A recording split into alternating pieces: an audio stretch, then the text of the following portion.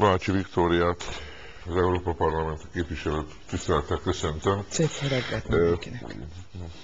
Talán tegnap, de lehet, hogy tegnap előtt láttam önt egy másik csatornán, ahol tudatosított arról bennünket, hogy fenyegetést kapott, és egy monitor előtt ült. Igen. Azt jelenti, hogy a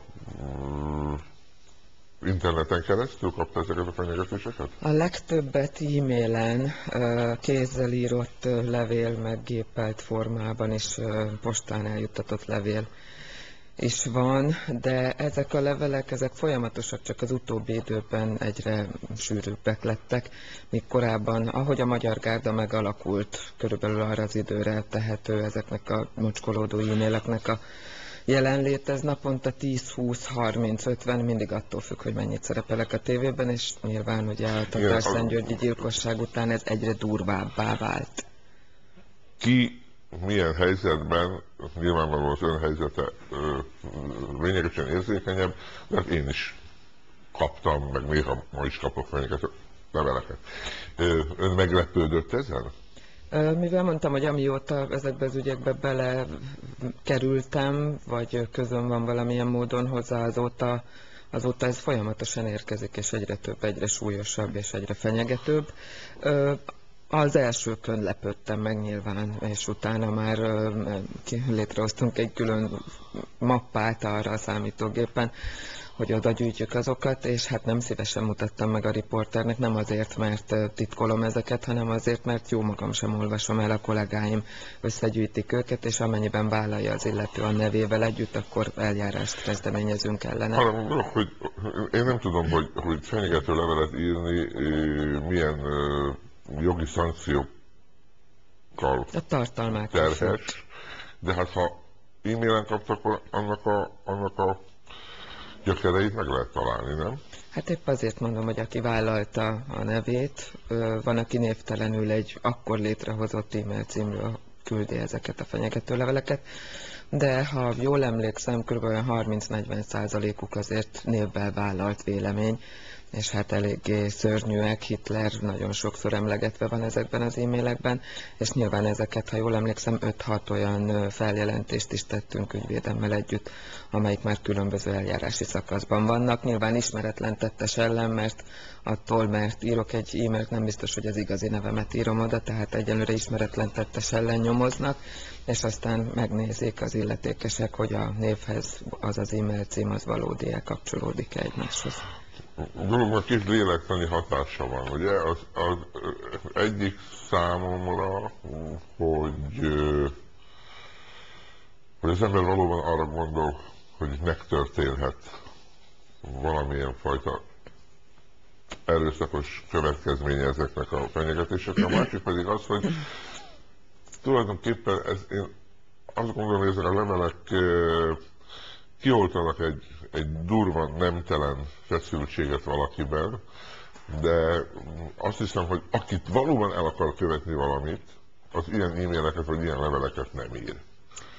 Hát nem tudom, hogy mennyire bátrak, merészek, minden esetre az a stílus, a megfogalmazás az igen bátor és félelemkeltő, félelmetes. Azt hiszem, hogy manapság nem olyan, hogy is mondjam, mindenki tisztában van azzal, hogy Hitler mit művelt annak idején, a holokauszt idején, úgyhogy az őt nevét visszasírni, és ez hát nem is tudom hány százalékában, mondom, a túlnyomó többségét el sem olvasom ezeknek az e-maileknek, de az eléggé ijesztő, hogy Hitlerrel fenyegetőzünk, és ezt nem tudom, hogy mennyire gondolják komolyan a levélírók, nem tudom, hogy mennyire gondolják komolyan a szélsőséges érzelmű kedves nézők ezeket a gondolatokat, de hát nyilvánvaló ezeket el kell felejteni, és nyilvánvaló más eszközökhöz kell nyúlni, hogy ezeket bárkinek bármilyen problémája van, akkor biztos, hogy nem ilyen módszerekkel kell elintézni. Én azon gondolkodom, mikor ilyenről hallok, hogy hol lehet elejét venni. Attól, mert holnap után elkapják egyikőjüket vagy másikójukat,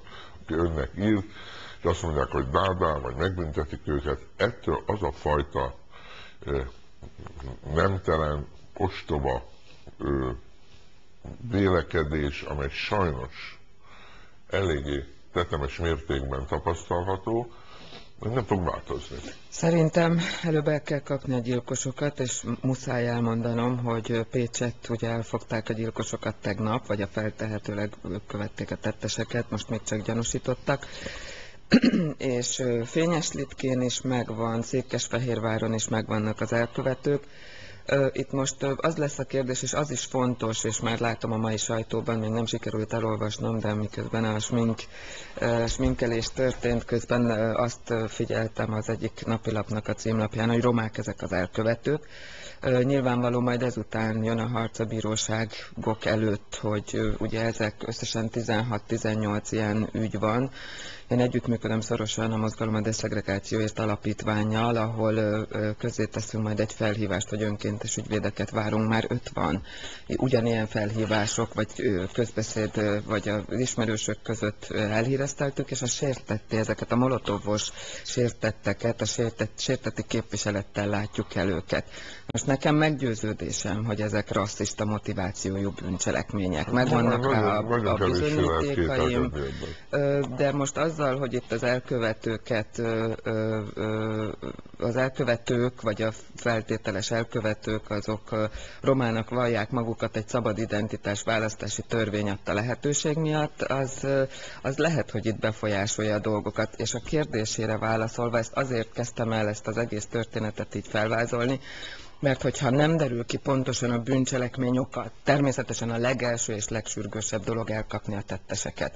Most már pár ügyben van, hál' Istennek eredmény, nagyon örülök neki, nagyon-nagyon örülök neki, és nyilvánvaló a következő lépés, ami már kevésbé fontosabb, de abból a szempontból, hogy hogyan lehet elejét venni a Hitler-szerű gyalázkodó, vagy Hitlert emlegető gyalázkodó e-maileknek, csak ez az egy módja elkapni a gyilkosokat, kimondani a rasszista motivációt, amennyiben az történt, nem feltétlenül mondom minden esetben, és utána a gyűlöletbeszédet, ennek megfelelően kell az ide vonatkozó törvényeket szabályozni. Ki kell mondani, hogy mit lehet kimondani ebben az országban, és mit nem. Azt a szót, hogy cigánybűnözés, örökre el kellene felejteni. Nem minden cigány bűnöző, de cigányok között is vannak bűnözők, végre kimondtam ezt a mondatot.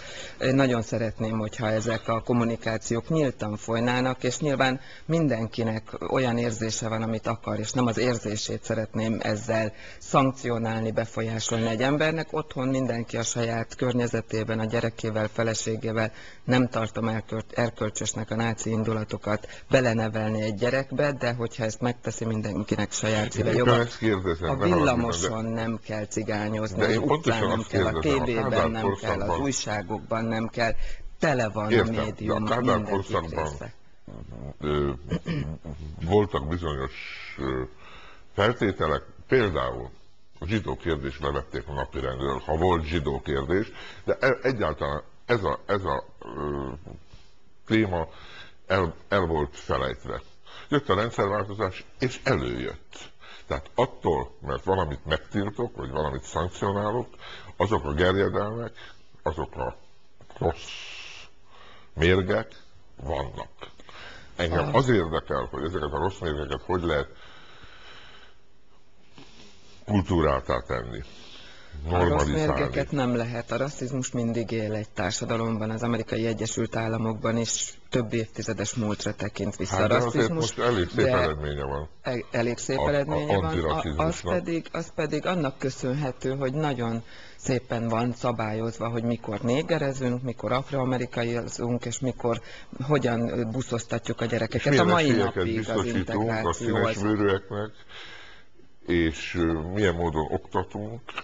Természetesen, és hogyha ezeket nem veszünk hogy hol kellene elkezdeni azt, ami majd 15-20 év múlva európaibb lesz, civilizáltabb lesz. Azt nem látom.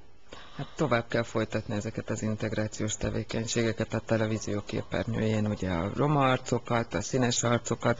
Magyarország hál' Istennek most már nem csak szimpla magyarságból áll, a multikulturalitásnak számos jelét látjuk, főleg Budapesten, és hát nyilván Európát és a világot járva szerintem Magyarország az egy kivétel, ahol a színesbőrűek kevésbé jelennek meg, mint más nyugat-európai országokban, főleg nagyvárosokban, de hát ezt tudomásul kellene venni minden embernek ebben az országban, és